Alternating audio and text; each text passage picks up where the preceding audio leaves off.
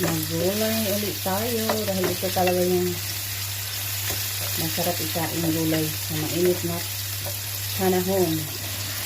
Alam mo na,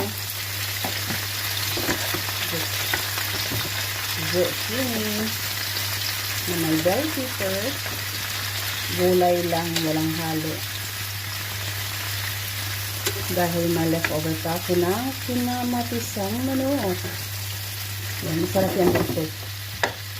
Only rice, wala ng kanin.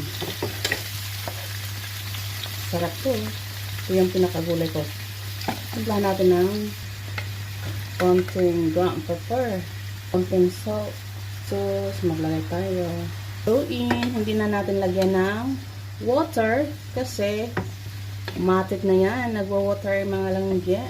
Ito na mga langga, diba? Luto na. Ganito lang.